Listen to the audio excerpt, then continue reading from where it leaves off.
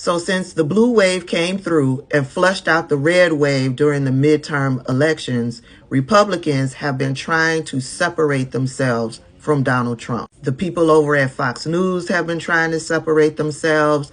Several politicians have come out trying to separate themselves from Donald Trump, but he's not going to let them. But that's a different story.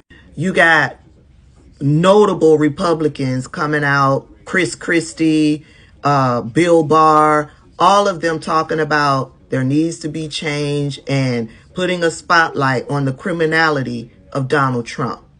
But don't be fooled. Check this out. He would just, if he had just exerted some self-control and discipline and dialed back his pugnacity and his nastiness a little bit, he would have won the presidency and had a second term. And he didn't do that. He failed. He didn't do what the whole country hoped, which then he would rise to the occasion and rise to the office, and he didn't do that.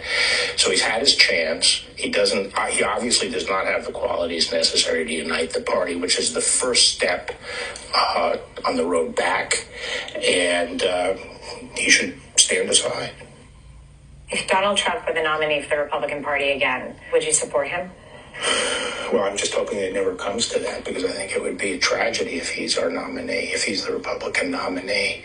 Could you vote against him? Could you vote not for the Republican if Donald Trump were the Republican nominee? Well, again, I think it gets down to what I said, which is I would have to make the judgment at that point with the impact on the country, and I'll have to see what's going on in the world, who the Democratic nominee is. If it's a progressive Democratic nominee, I can't imagine voting for him. But ideologically progressive versus somebody who orchestrated an attack on the Capitol, who betrayed his oath to the Constitution, as you said in your words, you still might vote for him. Mm-hmm. Depending on all this, it's hard for me to project what the future holds. The question is always a comparative one. You have to make a choice between two people. I don't believe in throwing my vote away on a third party. You don't rule out supporting President Trump again? No, I don't. Depends on the circumstances. And there it is. They don't stand for democracy. They don't stand for the rule of law. They don't stand for family values. They stand for the party.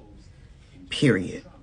And remember, the definition of insanity is doing the same thing over and over and over again, expecting a different result. Later.